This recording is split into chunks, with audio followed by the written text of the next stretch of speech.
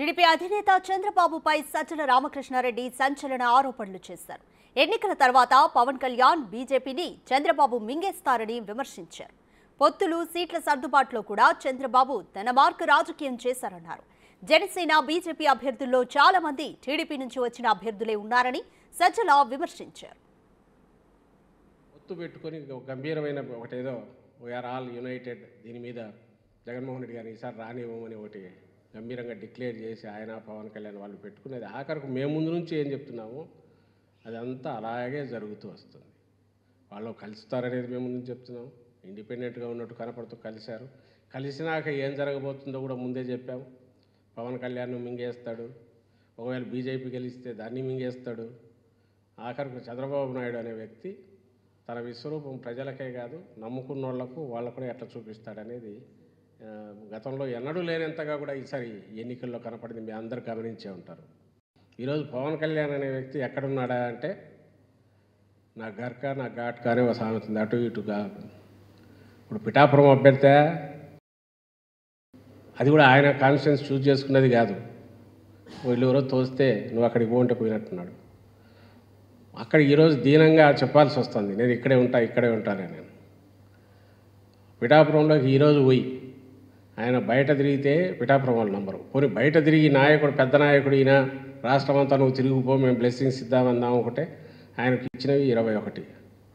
ఆ 21లో నాకు తెలిసి బహుశా మీ అందరూ నేను నంబర్ చూడలే కానీ 17 మంది టీడీపీ వాళ్ళు, ఇంకో పార్టీ నుంచి వచ్చిన వాళ్ళు చంద్రబాబు నాయుడు ఎవరెవరిని తీసుకొచ్చి అక్కడికి పంపితే వాళ్ళు మాత్రమే అభ్యర్థులయ్యారు.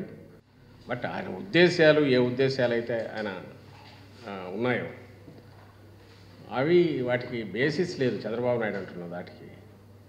ప్రజలకు మంచి చేస్తే ప్రజలు ఓటేస్తారు కాబట్టి ప్రజలందరినీ దూరం పెట్టమన్నట్టుంది. నువ్వు మంచి చేస్తే ఖచ్చితంగా మంచే ఉంటుంది.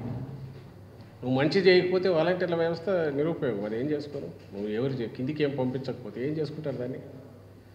దానివల్ల వచ్చే ఫలితాలంటే ఫలితాలు ఉంటాయి. నువ్వు సేవ చేయవద్దని కూడా ఆయన సేవ చేసింటే వాలంటీర్ అని పేరు కాబట్టి ఇంకో పేరుతో అయినా ప్రజలు బ్లెస్సింగ్స్ ఇచ్చేవాళ్ళు. అది చేయకుండా చిట్కాల ద్వారానో వీటి ద్వారానో ఇది ఆపితే మొత్తం ఏదో జరుగుతుంది అనుకోవడము అది పొరపాటు. దానివల్ల సఫర్ అయ్యి ప్రజలు సఫర్ అవుతున్నారని చెప్పడం మా ఉద్దేశం. ఇప్పుడు రాష్ట్రం భద్రత కల్పించకపోతే ఇప్పుడు ఇచ్చినారా? నాకు ఇంతకుముందు ఎవరు ఉన్నారో తెలియదు. ఇప్పుడు ఇంతకుముందు ఎవరు ఉన్నారో తెలియదు. ఇప్పుడు ఈరోజు ఉన్నట్టుండి ఇన్నాళ్ళు అయితే ఆయన మామూలుగా తిరగలే కదా. ఇంతకుముందు Z+ లేదా? ఇంతకుముందు స్టేట్ వాళ్ళే ఇచ్చారా? నాకు ఐడియా లేదు. కానీ అప్పుడు ఎవరుండి ఏది ఉన్నా ఈ 3 ఏళ్ళు అయినా మామూలుగా తిరిగాడు. లోకేష్ రాష్ట్రం అంతా తిరుగుతూనే ఉన్నాడుగా. తిరుగుతూనే ఉన్నాడు, నోటుకొచ్చినట్టు తిరుగుతూనే ఉన్నాడు, నోటుకొచ్చినట్టు మాట్లాడుతున్నాడు, రెచ్చగొట్టే రకంగా మాట్లాడుతున్నాడు.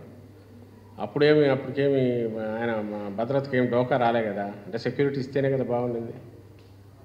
ఈరోజు ఉండేట్టుండి ఏదో అంటారు, తాను ఏమీ చేయలేకనే రోజుకు ఏదో ఒకటి బిల్డ్ చేసి ఇప్పుడు ఈ పెన్షన్లది కూడా అదే అంటున్నారు, మీ దగ్గర డబ్బు లేక మీరు ఏదో చేస్తున్నారని. ఏమన్నా అర్థం ఉందా? డబ్బు లేకపోతే రేపు 3వ తేదీ ఏం తేలుతుందిగా 3 నుంచి ఇస్తే.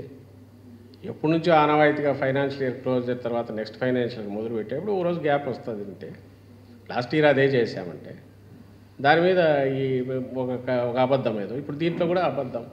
అతను అచ్చెన్నాయుడు కూడా అదే అంటున్నాడు. ఇప్పుడు ఇది కూడా ఒకవేళ లోకేష్కి Z+ ఇచ్చారంటే ఇక్కడ భద్రత లేకపోతే ఇన్నాళ్ళు ఎట్లా తిరిగేవాడు? మరి అర్జెంటుగా మీరు ఆల్టర్నేటివ్ ఏర్పాట్లు చేయండి. అసలు వీళ్ళు ఎవరు?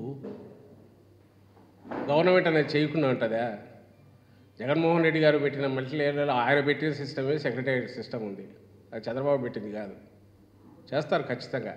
కానీ నువ్వు ఆన్సర్ ఇవ్వాల్సింది, చంద్రబాబు ఆన్సర్ ఇవ్వాల్సింది ఏంటంటే మరి వాళ్ళు ఇన్ఫ్లుయెన్స్ చేయరా? నాకు అర్థం కావట్లేదు. సెక్రటేరియట్ వాళ్ళు కూడా మరి జగన్మోహన్ రెడ్డి గారు పెట్టిన వాళ్ళే ఉద్యోగులు. వాళ్ళ దగ్గరికి పోయినప్పుడు వాళ్ళు మాత్రం చెప్పరా ఇది మీకు జగనన్న ఇచ్చినాడని? ఉద్యోగం చేసుకుని రిటైర్ అయిన IAS జస్టిస్లో వాళ్ళు ఎంత ఆస్తులుంటే మాత్రం కోట్ల రూపాయల ఫీజులు ఇచ్చి అంత అర్జెంటుగా డెమోక్రసీ మీద వీళ్ళకి ప్రేమ పుట్టుకొచ్చి దాని ప్రజాస్వామ్య పరిరక్షణకు రావడమే ఏకైక ముఖ్య ఉద్దేశము, ఫోకస్ ఏంటంటే వాలంటీర్ల వ్యవస్థను దెబ్బతీయాలనే దాంతో సుప్రీంకోర్టుకు పోవడం. ఇవన్నీ వీళ్ళ క్యారెక్టరు, వీళ్ళు ఎవరిని రిప్రజెంట్ చేస్తున్నారు? నిమ్మగడ్డ రమేష్ కుమార్ రెడ్డి చంద్రబాబు నాయుడు తరపునే పనిచేస్తున్నాడు అనేది ప్రపంచమంతా తెలుసు. రాష్ట్రంలో ప్రజలకు చిన్న పిల్లవాడిని అడిగినా చెప్తారు.